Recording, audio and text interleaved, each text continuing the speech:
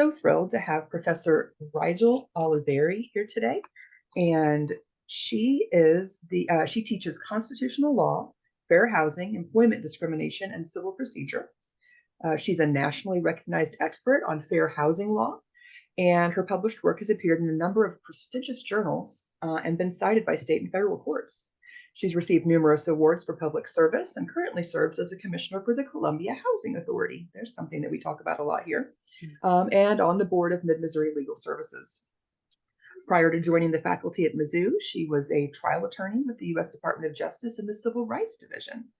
The Civil Rights Division, Housing and Civil Enforcement Section. That's a big title. She litigated and tried a number of significant cases, and in 2003, she was awarded a special commendation from the Attorney General for outstanding service. Professor Oliveri obtained her BA from the University of Virginia, where she was inducted into the Phi Beta Kappa Society and graduated with highest distinction. She obtained her JD from Stanford, where she was an articles editor for the Stanford Law Review and was elected to the Order of the Coif. Did I say that correctly? Coif? Order of the Coif, yeah. Coif. It's a weird law thing. Is that a reference to the wigs? Yeah, yeah. Well, I love it.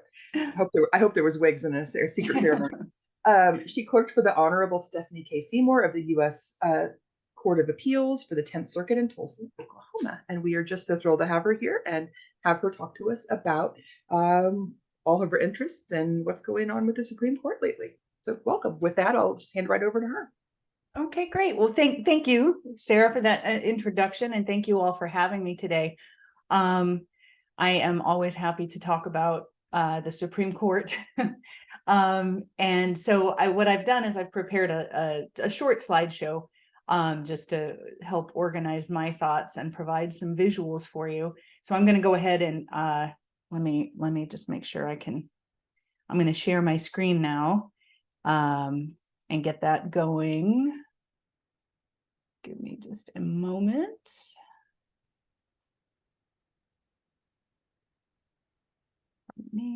There we go. There you go. Okay. Looks great. All right.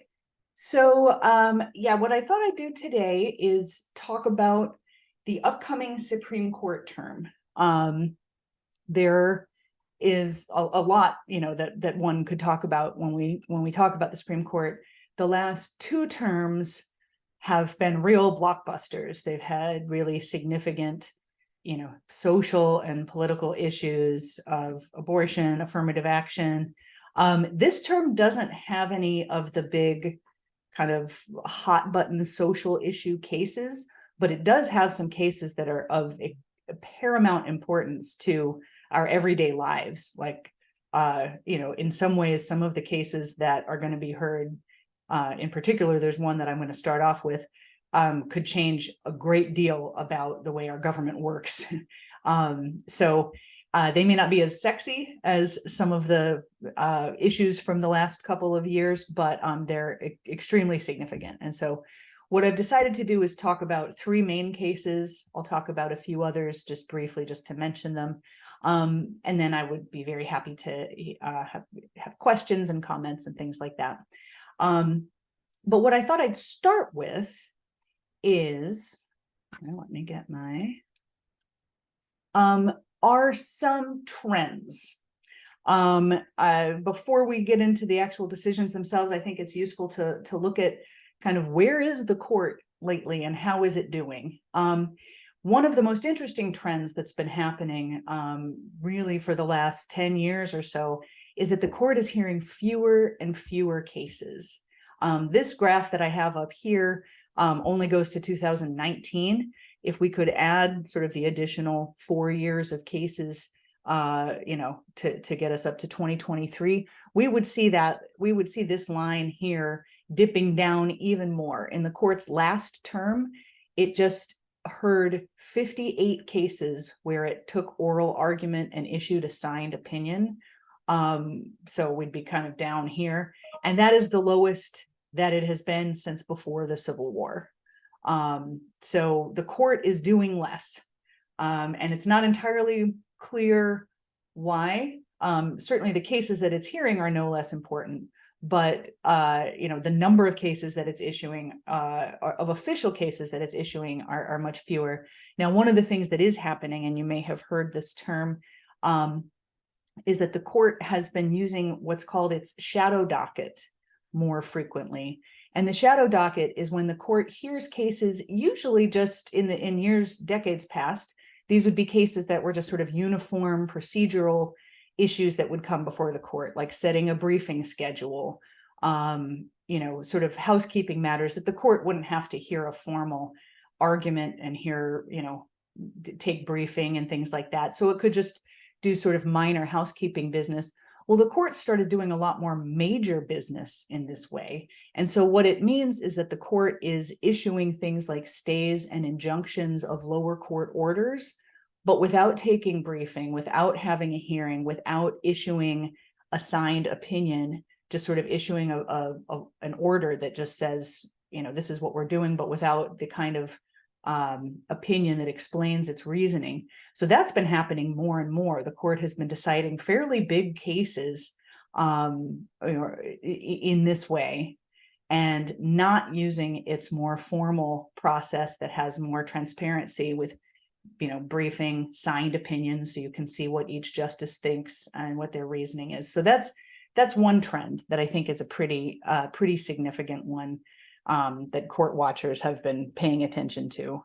Another trend, this is more of just where the court is today. We can see, we all know this, that the composition of the court has taken a pretty hard turn to the right with recent appointments. This diagram here is what's called the Martin Quinn scores. This was done by some political scientists, where they take the justices' voting behaviors and basically put them across an ideological spectrum. And so, it shows us what we already know, which is that we've got a 6-justice supermajority of justices who align with conservatives and were appointed by or nominated by Republican presidents, and just 3 justices who would fall on the liberal side of the scale. What's interesting here is who's closest to the middle. We see here Kavanaugh and Roberts are sort of the closest to the center. And in fact, this scale needs to be updated for this year. This stopped for the last year. If we were to move this forward and update it by a year, Kavanaugh would actually be the closest to the center. And in fact, he is our moderate swing vote justice now. In the last term, for cases that were non-unanimous, he was in the majority 90% of the time, closely followed by Chief Justice Roberts, who was in the majority 86% of the time. So it seems a little crazy for some of us who've been watching the court for many years to think that those two are our moderates. Certainly when they were brought onto the court, most people would have thought that they would have been kind of, our right wing. But I think what this shows us is that the entire court has moved to the right. And so we are now in a position where Justice Kavanaugh is kind of our swing voter. And then finally, the last one of these that I'll show is people aren't big fans of the Supreme Court. Their public opinion, a public approval rating is the lowest it has been since they started tracking this kind of thing. If we look at the top chart, overall favorable opinion of the Supreme Court is down at 44%. And unfavorable opinion is at 54%. So this is the first time, this is the lowest that it's been in a long time. And one of the, it has been below 50%, significantly below 50%. It's even more pronounced when we look at the partisan split that the Supreme Court, that sort of Republicans right now have a more favorable view of the Supreme Court, which is not surprising given the last slide that I just showed you. What's quite amazing is that Democrats have such a poor view of the Supreme Court. If we look back, at the last few decades, the Democratic and Republican views of the Supreme Court have varied. Those two lines don't overlap perfectly, but they've usually remained within about 5 to 10 points of each other. And we get to the last 5 years and they diverge significantly to the extent where now, there's a 40%, 44% disparity between the two.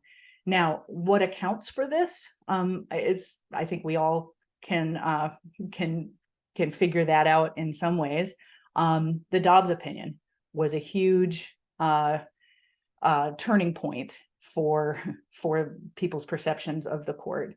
That's what happened here, for 2 years ago.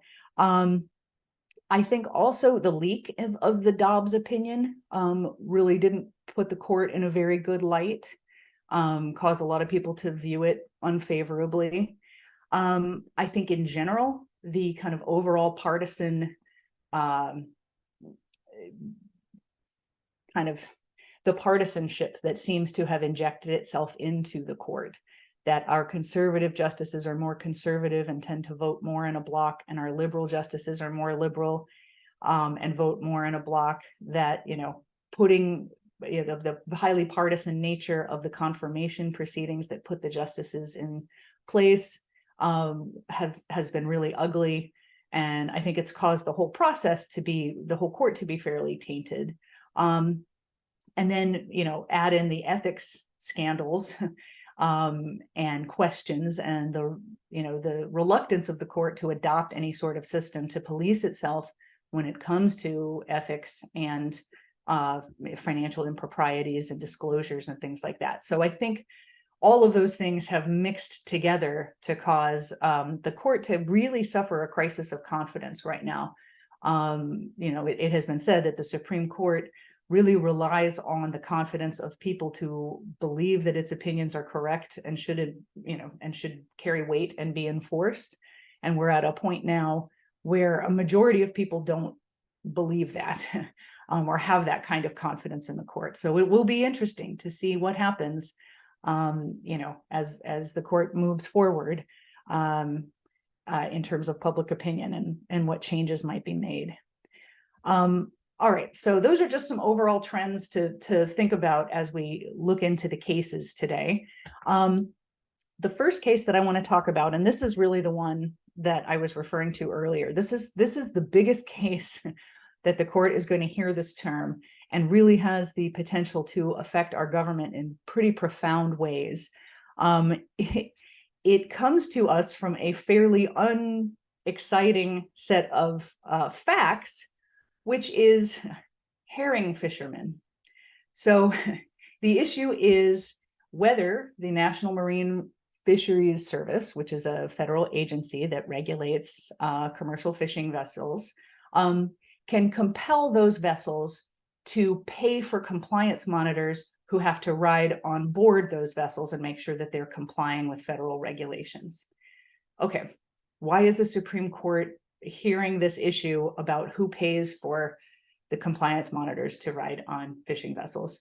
Well, the reason why the court is doing that is because this implicates something called the Chevron doctrine, which is a doctrine that was articulated in a case back in 1984 called Chevron versus NRDC.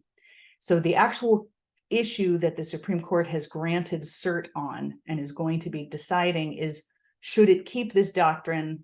Should it substantially modify it, or should it get rid of it? So we need to talk about what that doctrine is, and that will explain kind of how it connects with this case. So what we're really talking about here is the administrative state and what the court, how the court views actions taken by federal agencies. So the Chevron doctrine, again, from the 80s, said that when there is a question about an agency rule or regulation, and that rule or regulation is challenged and is brought to the court should defer to the agency's judgment, basically, as to whether or not the rule or regulation should be used. Now, why does this need to happen? This happens all the time because federal agencies do a lot of work. I think we all know this. Congress passes laws, and then it delegates to numerous federal regulatory agencies the actual job of enforcing these laws, coming up with interpretations, coming up with the guidance of the science, or the fine grain particulars. And so, it does this because the agencies are presumed to have the kind of expertise to fill in all the gaps that Congress really couldn't put into a law, right? So Congress can sort of broadly pass, say, environmental laws or laws about workplace safety, or, food and drug laws, things like that. But then the agencies are the ones that have to come up with all of the scientific technicalities, and they pass these through voluminous rulemaking procedures. So this is where our regulations come from. This is where we get kind of our comprehensive, protections for the environment, or for consumer products, or for financial institution regulation. All of those things are coming from the agencies, but they've been delegated this power by Congress. The Chevron doctrine said that if an agency decides to do something and Congress has not been explicit in the law that it wrote about what the agency should do, that the court should just defer to the agency's reasonable interpretation, because the agency is the one with the expertise. That has been being walked back in recent years pretty significantly. In a number of cases, it's either been ignored or revised. And in particular, I've heard this rather described as kind of the kneecapping of the EPA. There have been recent decisions about the Clean Air Act, the Clean Water Act, but then other opinions as well. The most recent and probably well-known one being the Biden versus Nebraska decision, where the Supreme Court has said if a federal statute doesn't speak directly to a situation, if it's silent, and an agency wants to pass a rule or regulation, courts should not assume that the agency has the power to do that if it's on an issue of major political or economic significance. So this has been called the major questions doctrine, that the courts started using to kind of create an exception to the Chevron doctrine.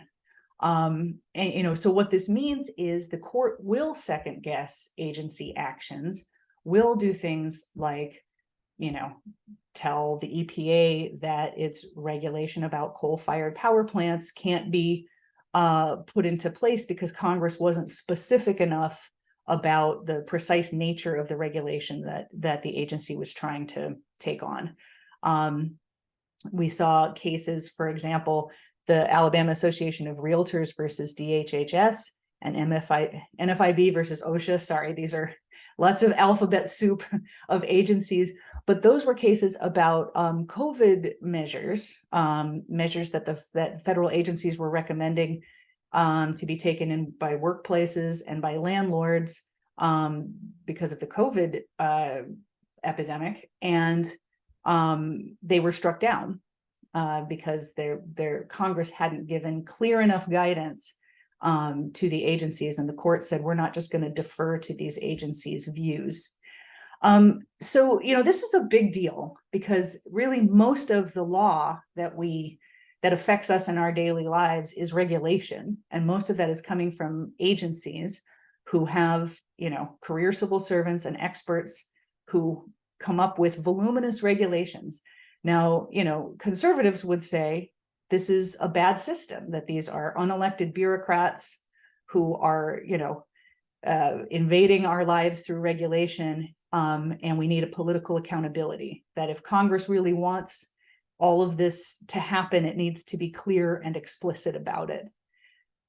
People who are fans of the Chevron doctrine would say there's no way Congress could do all of the things that the agencies do. Congress can barely meet and get anything done at this point, much less develop comprehensive regulations for things like food and drugs, prescription drugs, or complex financial instruments, or, automobile safety standards, that those things really are best left to the experts, and that there is political accountability, because as presidential administrations change, the executive is the one who's in charge of the agencies, and they can drive changes in policy, changes in regulations. And that's really where a lot of these cases stem from, is, a Democratic president comes in and the agencies issue a lot of strong regulations, and then maybe a Republican president comes in and they roll back some of those, and there's challenges on both ends to that. So I guess my point is while this is a very, in one ways, kind of complex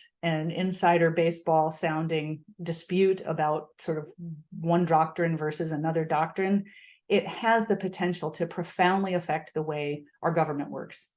Because if the court steps in and starts telling agencies that they can't make rules unless Congress has very specifically told them that they can make certain kinds of rules, that is going to jam things up tremendously. It's going to lead to a decreased ability of the agencies to regulate.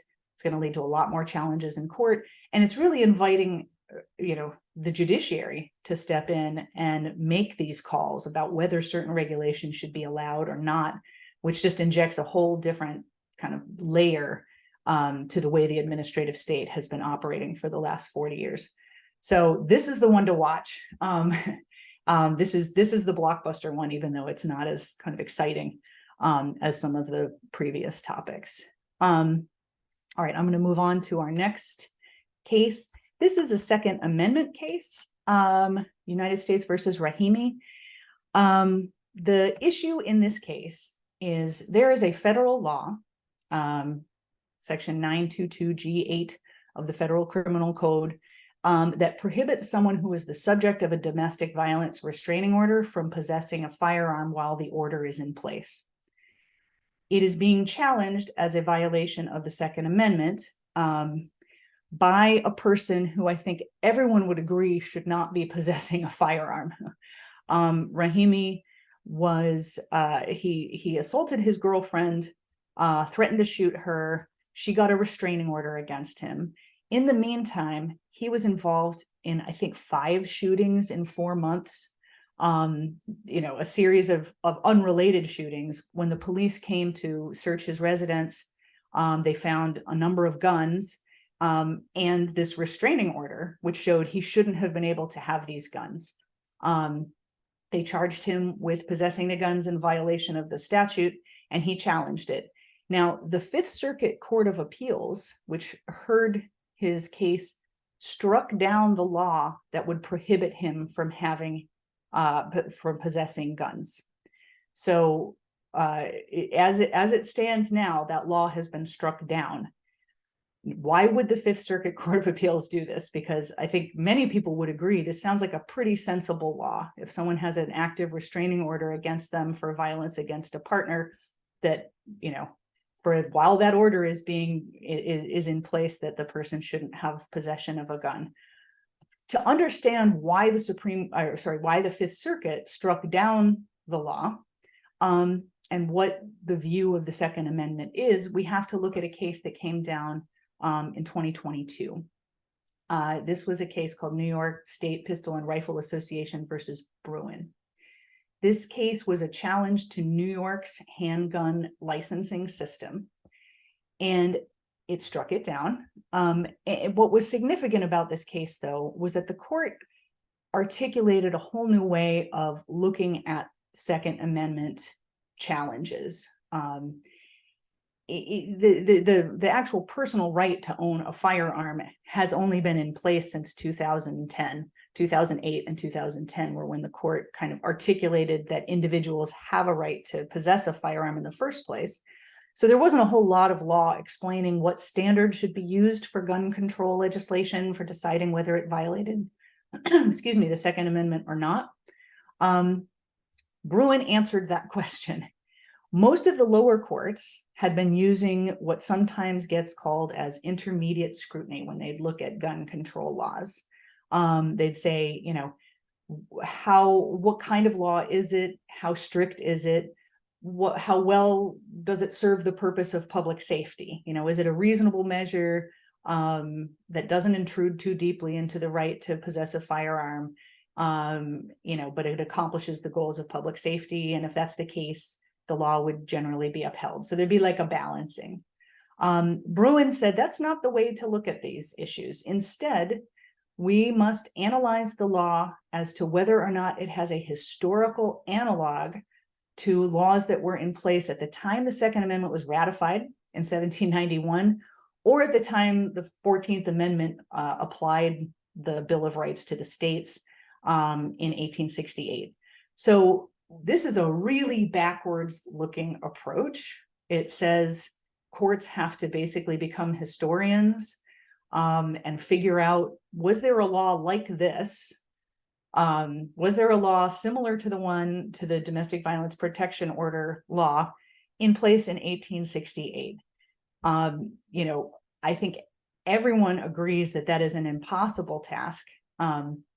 There weren't domestic violence orders of protection back in 1868, and trying to find a historical analog is a tricky proposition that could throw things into so much greater chaos.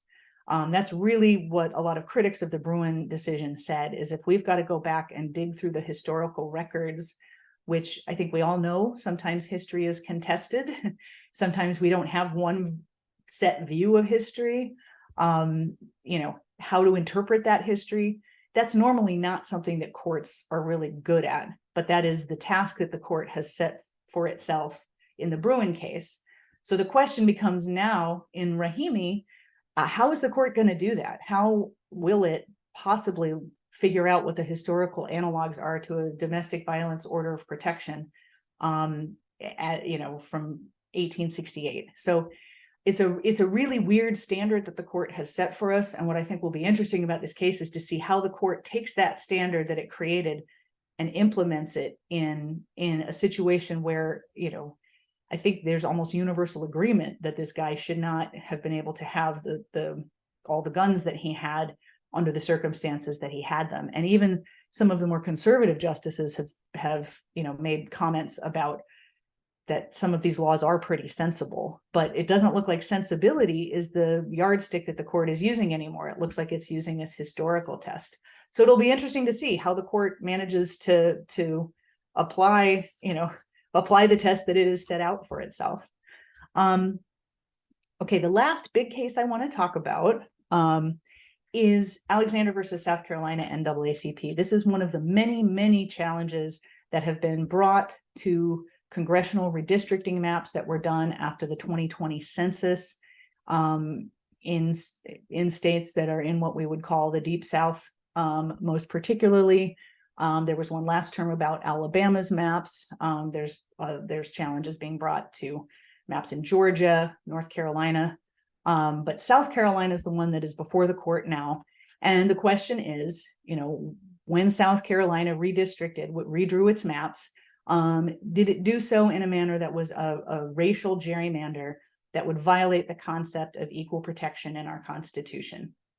Now, I should tell you what South Carolina did in response to changes in its population. Basically, its population shifted. So one district had 87,000 more voters than it did before. And we need, obviously, voting districts to be equipopulous. So the solution might have been to just shift those voters to the neighboring district to balance it out, because the neighboring district had lost voters. So that would have been a cleaner kind of thing to do. What they did instead was they moved about 150,000 voters. They took a District 1 in South Carolina's congressional district. They moved in a bunch of white voters. They moved in about 80,000 white voters. They moved out 2/3 of the Black voters. And so it's been described as kind of a bleaching of the district.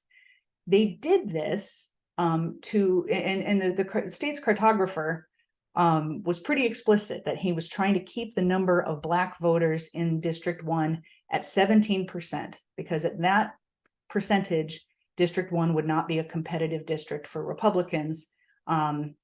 and it would stay a pretty safe seat. I mean, it would stay a safe seat for Republicans. It wouldn't become competitive to become a Democratic district.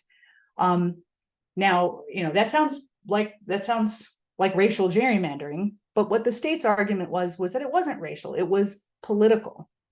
That, they know that race patterns in voting, particularly in the South, are pretty pronounced, and that it's a pretty safe shorthand to say that most Black voters in the South will vote Democrat. And so that's what they were doing. They were politically gerrymandering, not racial gerrymandering. They were just using race as a proxy. So they were using Black as a proxy for Democrat and white as a proxy for Republican. And while that sounds fairly distasteful, that no one likes the concept of political gerrymandering, the court has said, back in 2019, the court said, we're not going to touch cases of suspected or alleged political gerrymandering. These are not cases that federal courts should even be deciding because they're too complex and they involve political questions that are just inappropriate for courts to decide. So the question now is, I should say a lower court panel did not find that the state legislature was acting in good faith, did not accord a presumption of good faith to them, said that it looked as if they were using race in an inappropriate way. And so the question is, should we believe them when they're saying they were just using race as a proxy?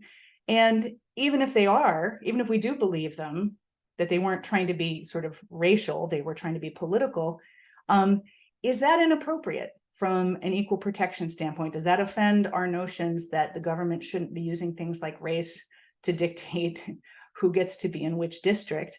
Should there be should we have to disentangle race and politics? How much is the government allowed to take actions like this? So it's a very thorny question. And I'll say the justices have seemed fairly skeptical of the NAACP's arguments here. So it's going to be a really interesting question to see if this voting map is going to be able to stand. There are many other voting maps as well that will rely on a similar question. So that one is the last big one I wanted to talk about. I have three kind of, I wouldn't say smaller, but other cases to watch. One of them that I thought was going to be a big deal. This is Atchison Hotels versus Lawfer. It has to do with the ability of testers, civil rights testers, to bring cases before the court. This is a doctrine called standing, which normally says someone has to be personally injured by a practice in order to challenge it in court. But we've all probably heard of civil rights testers. They are not often people who are, I think of it in the fair housing context, they're usually not people who themselves are looking for housing, but they're going to go out and apply for an apartment and see if they're told truthful information. And if they're lied to, that can be a violation of the Fair Housing Act.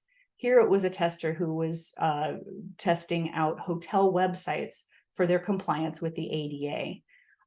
She wasn't planning to visit any of those hotels, but the fact of whether or not their websites were compliant and contained the information that she would have needed still remained a violation. Their websites are required to carry certain information, and a lot of the hotels didn't have it, and so she was filing suit. Now, this could be a huge case because it could affect lots of other civil rights laws like the Fair Housing Act and others. I don't think it's going to be, because it may end up being moot. She withdrew her claim. The hotel chain fixed its website and then got sold to another owner. And so kind of there's not really much of a live issue here, but it's obviously an issue that could come back up again in lots of other contexts. So while it's important, this particular case may not get decided this term. Another one that having to do with agencies, this is CFPB versus the Community Financial Services Association of America. And this has to do with the funding structure of the CFPB and whether it violates the appropriations clause of the Constitution. This is really part of a bigger attack on agencies like the CFPB. We've already talked about the Chevron doctrine and the major questions doctrine and trying to kind of undercut the work of federal agencies. The CFPB is one that has really been in the line of fire ever since it was created. It's already had challenges to its leadership and how, its director is appointed. Now it's being attacked for how it's funded. There are other agencies that use kind of unique funding structures. And so, if this one is found unconstitutional, all of its actions could be questioned. And other agencies that also have kind of unconventional funding structures may also be challenged. So this is really another way of taking aim at some federal agencies. And the last one comes from right here in Missouri. It's a challenge to how Title VII of the Civil Rights Act of 1964 is to be interpreted by courts. And so that's the employment discrimination law that we're all probably pretty familiar with. Courts have been in recent years interpreting it in a narrow way to say that somebody can't complain of discrimination under the law unless whatever the thing is that happened to them has been found to be sort of a significant material harm or disadvantage. So in this case, there was a woman she was transferred from one job to another completely different job in a different place that had a different schedule that required her to work weekends. And she claimed that this was because of her sex, that this was sex discrimination. And the court denied her claim because it said a transfer isn't something that's materially disadvantageous. You're not saying you were fired or your pay was cut. You're just saying you were transferred and you were denied your request to transfer back. Now, this is a pretty big deal because I think most people would recognize there's all sorts of ways that somebody's work life experience can be affected that aren't a pay cut or aren't being terminated. In this case, the woman's entire job was different, her schedule, where she had to report to, and she's claiming that it was harmful. So if a more restrictive view is in place, that might limit the ability of plaintiffs to bring cases under Title VII. And it's really not supported by the text of the law. The law just says, were you discriminated against in the terms and conditions of your employment? It doesn't contain any language about materially disadvantaged or anything like that. So the question that the court has to decide is, have courts been correctly injecting this new, more strict standard into the law, or should they kind of pull back and refer to the plain text of the law, which just says discrimination is prohibited, and consider this kind of thing discriminatory? All right, so I've been talking for a while and I'm going to stop and see if anyone has questions or comments, and I'm going to stop sharing at this point too, so that I can look in the chat or hear comments. So yep. Chat has been a little bit active. Sorry, I wasn't earlier on. That's okay. You can only do so many things at once. What does NRDC stand for in the Chevron case? Is that the Natural Resources Defense Council? Correct. Yes. Okay. And that is, environmental regulations have really been a big target for court challenge. And so, and in that case, surprisingly, not surprisingly, but interestingly, that involved an agency decision that was more generous to industry, that relaxed some requirements for mediating air pollution.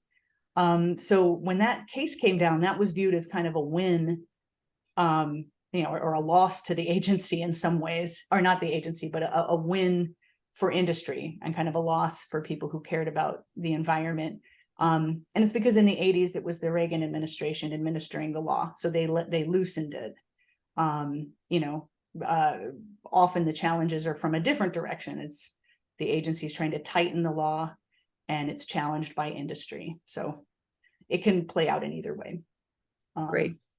Some of the things in the chat are just comments, so I'm not going to read those as a question, but so I'm skimming down and I see Kathy asks, is there any no, mine's a question. Mine is a question. Which one? The major questions doctrine is a confabulation. That's something those people have invented within about the last less than a dozen years.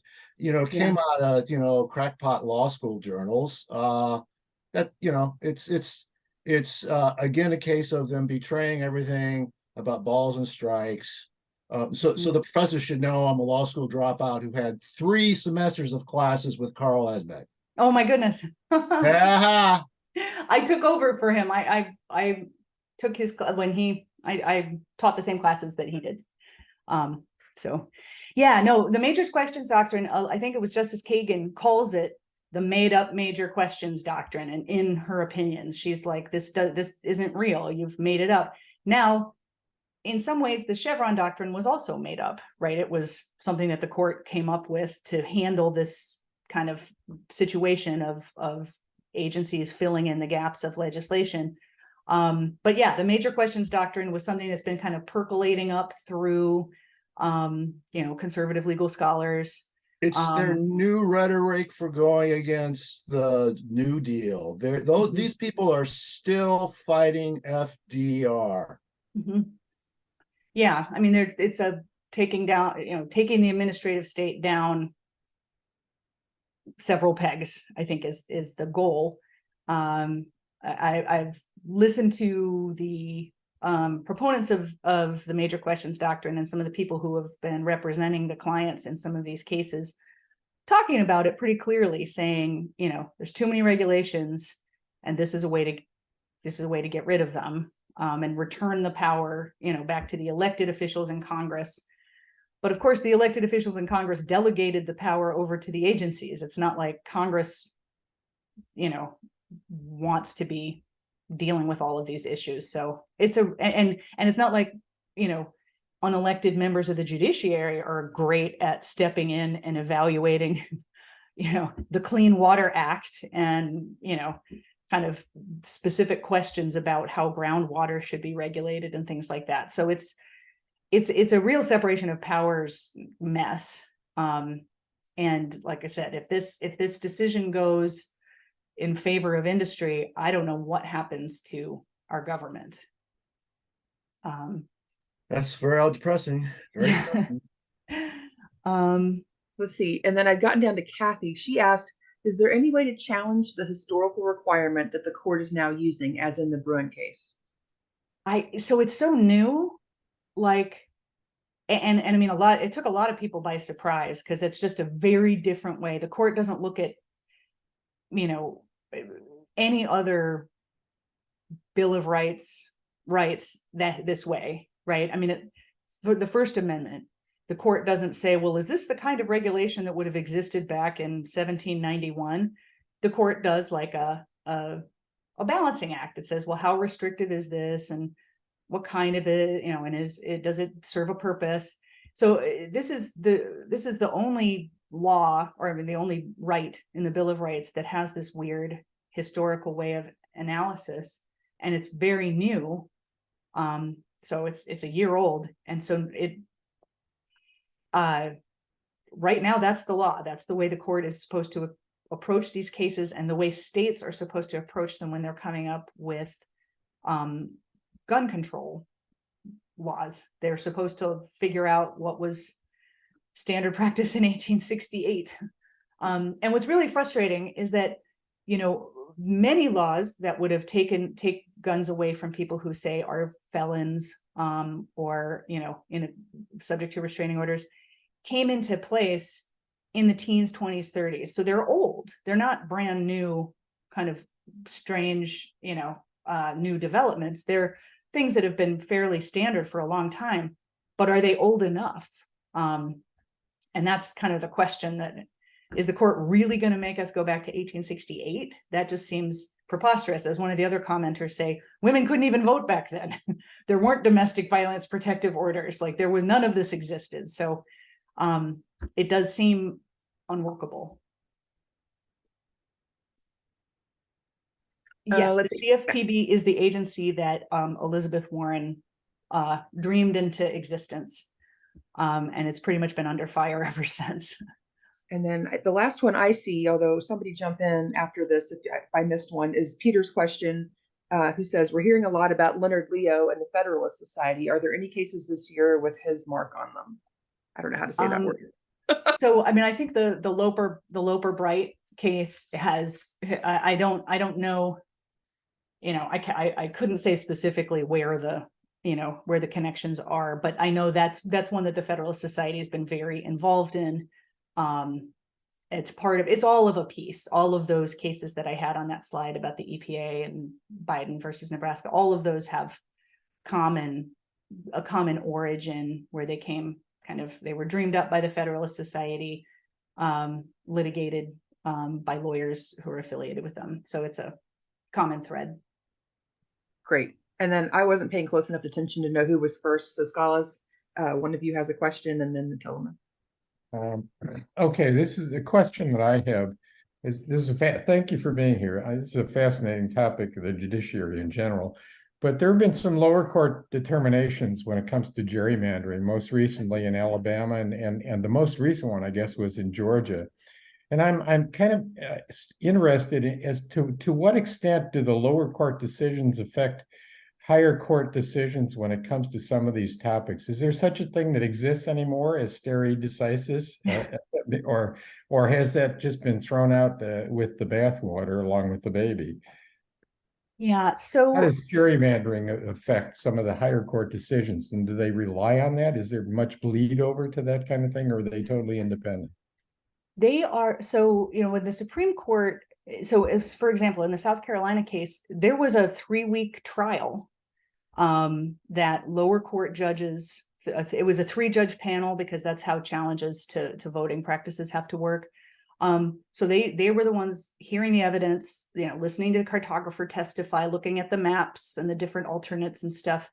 And so when a trial court hands down a decision, particularly when it's a question of fact, like were they considering race, or was it just politics?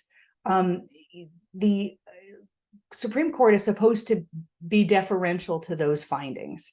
And so in the Alabama case that came down last term, there was a 3-judge panel where I think it was either 2 of the 3 were Trump appointees, so not wild-eyed liberals, struck down what Alabama was trying to do with its voting maps, and found it was pretty clearly racially motivated, that it violated the Voting Rights Act.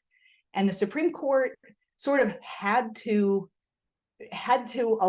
give that deference. And it's really funny. The opinion is really short. Justice Roberts is like, well, the lower court found that it was racially discriminatory, so I guess we've got to honor that, the end. So it's not a, when they sort of upheld what the lower court did in striking down these gerrymandered maps, and now Alabama's got to go redraw them. It was not a ringing civil rights decision by any stretch. It was kind of Justice Roberts saying, fine, if they found it, I guess we have to live with it. The issues that are before the court now are a little different because it's, should the court have applied certain presumptions of good faith? And so that's kind of a legal question. And so the court doesn't have to defer as much to some of the legal questions.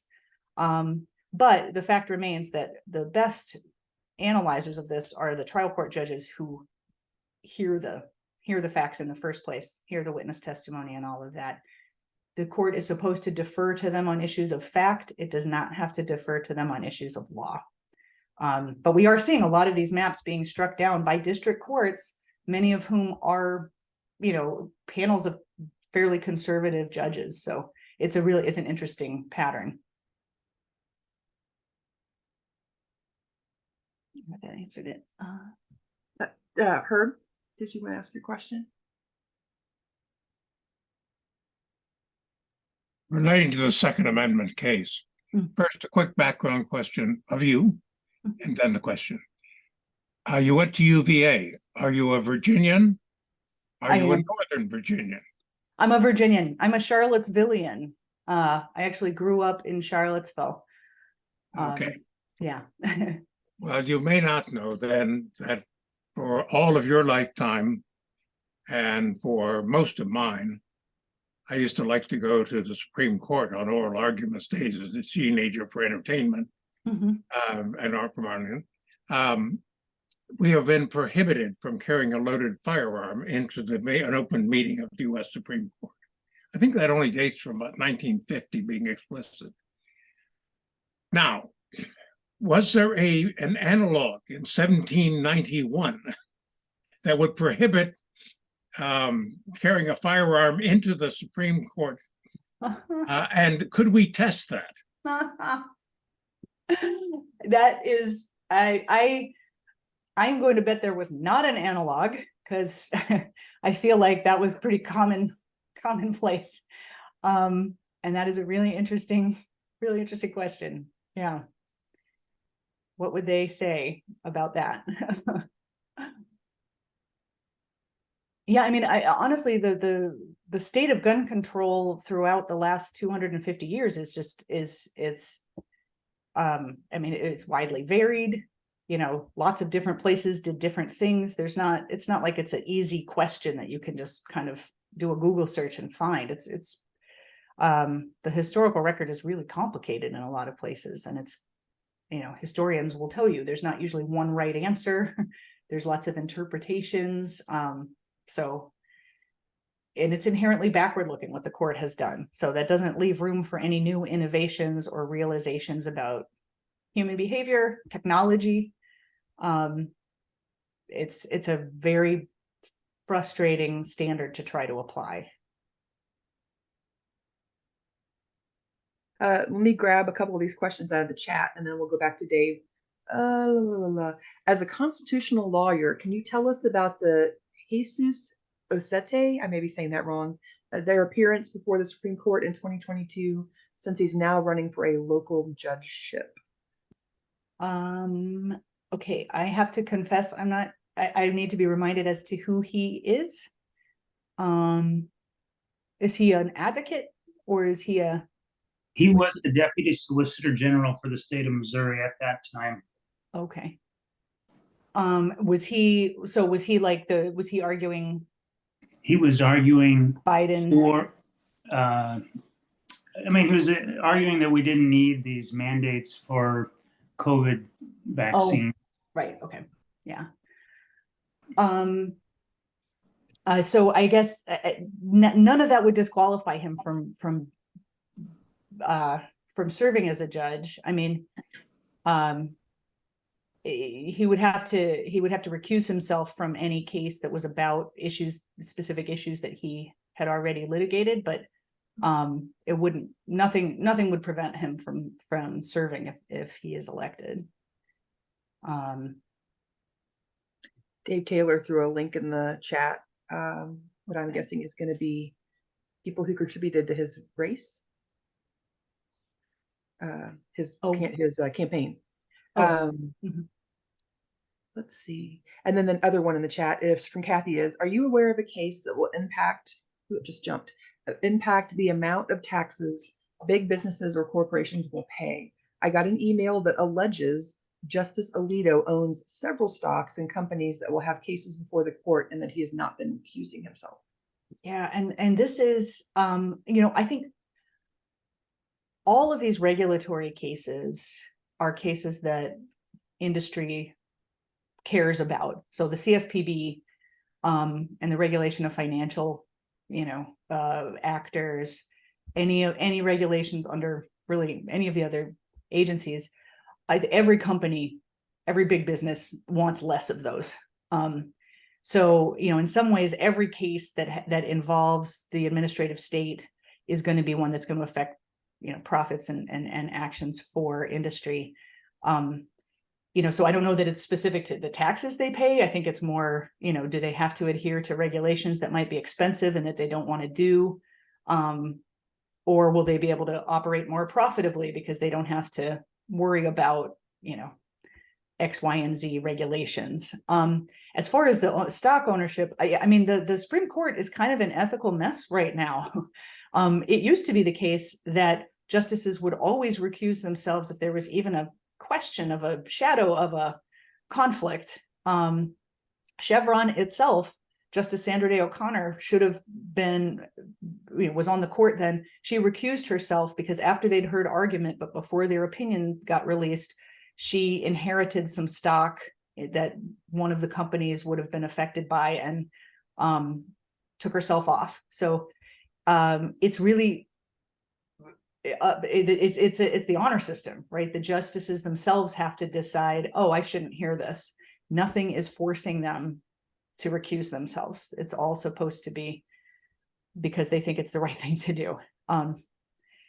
So that's been troubling to a lot of people to say, you know, I used to be a government lawyer. I couldn't go to lunch with somebody and have them pay, you know, if it was a $10 sandwich because I was a low-level civil servant at DOJ.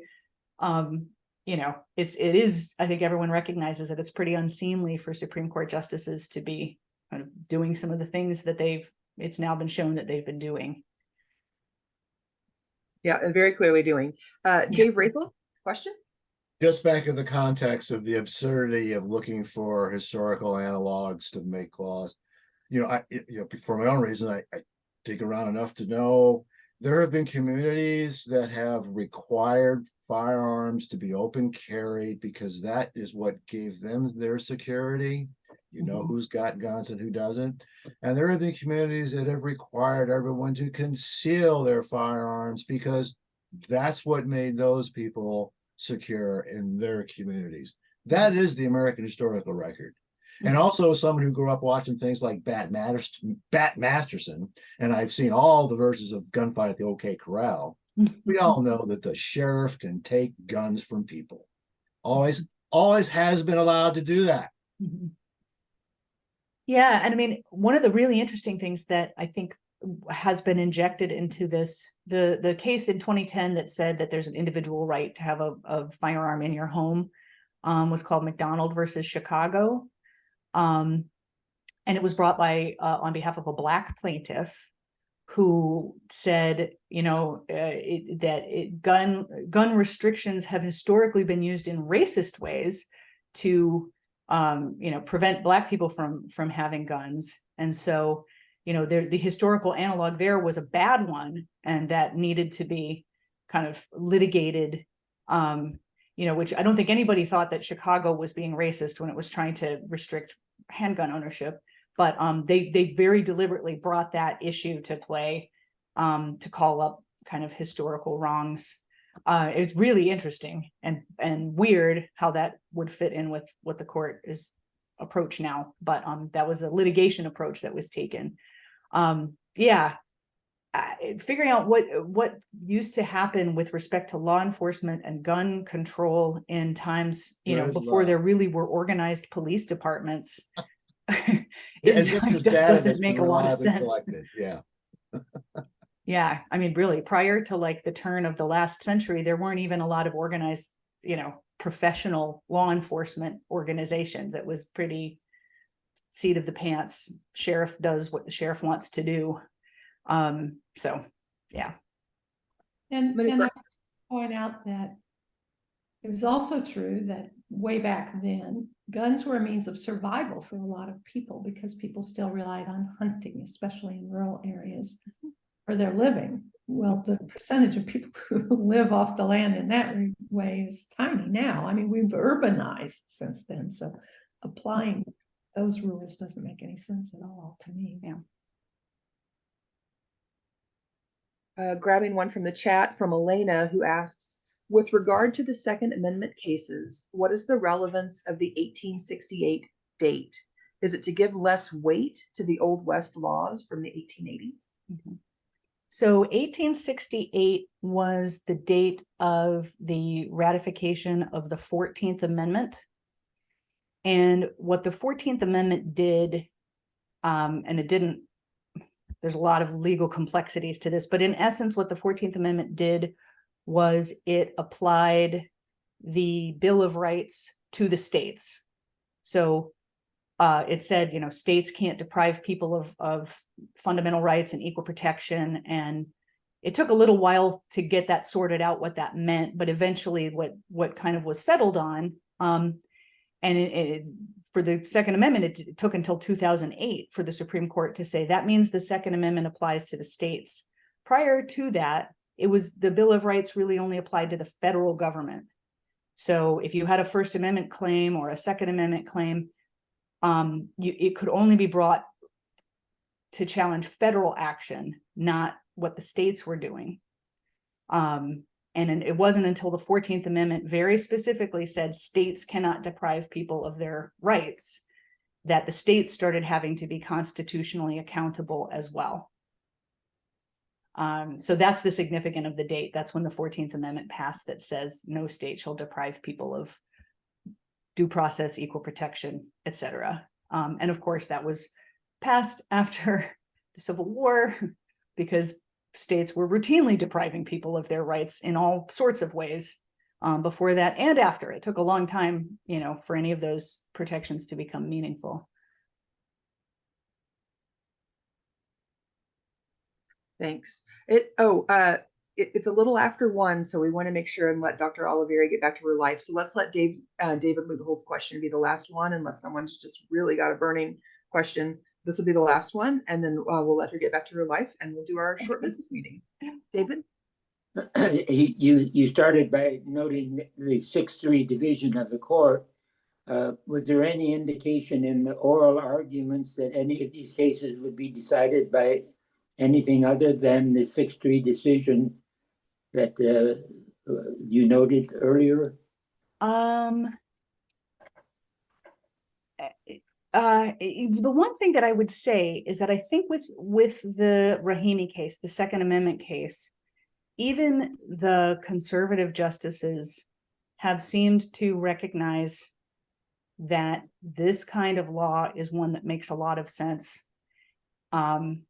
They've kind of said that in other, you know, they've never not come out and said that specifically, right? Because they're not supposed to comment on things that are coming before the court, but they've made comments about sort of common sense. And so, you know, even I had written down, like, I think even Justice Thomas had said those kinds of laws, you know, seem like normal, sensible gun measures. So that's one where I don't know. I don't know how the court's going to come out with that, because it's hard to imagine. It's hard to imagine them holding a line that strong when the facts are so bad, I guess, for the guy challenging the law. You know, so yeah, that's one where I don't know that the court would come out 6-3 there. I think with Loper Bright, the agency one, there's definitely 4 justices who are willing to right now strike down the Chevron doctrine. There may not be 6, there may be 5, and so it may go down, but there's some that just haven't given enough information to where we can predict. And definitely the conservative majority seemed pretty skeptical. With South Carolina, they seemed willing to uphold the maps. So that one may be a 6-3. This is probably a quick one. Kathy asks, who's backing Rahimi? Like who's his, like what groups are, you know, I honestly don't know. I'm assuming that there's, you know, kind of the usual suspects. Although I will say there were amicus briefs filed, you know, on behalf of some gun owners groups against Rahimi, and sort of in favor of the restriction. So like, again, that's one where it's just, I think it's hard for people to line up really strongly behind him. That there were some amicus briefs by sort of, you know, Pistol Owners Association of wherever, saying, we think this is an okay law. We're okay with it. Is this where you're supposed to say bad cases make bad law? Yes, bad facts can make. This is a terrible facts case, obviously, for anyone that wants to sort of push back against gun control. The Lawfer case that I mentioned about the hotels, that's a pretty bad facts case for the Tester plaintiff. She was not a great plaintiff, and that's part of why I think she withdrew her case. But yeah, bad facts can make for bad law, tricky law. You know, what they might do in the Rahimi case is just issue a very unhelpful, bizarre, specific opinion that only applies to that case, and that doesn't help us figure out what to do going forward. And that's And, also an implication of the shadow dockets too, right? All the decisions made without anything to cite as a Yeah. reason. Okay. Yeah, yeah. Shadow docket is also sort of degrading the legal decision-making process. Thank you so much for giving us so much information. Oh, you're very welcome. Thank you for having me. Thank you for all your good questions. So, thank you. Yes, this has been wonderful. You're welcome to stay for our business meeting, but there's no pressure for you to stay. I know you have probably papers to grade or I who knows will. what.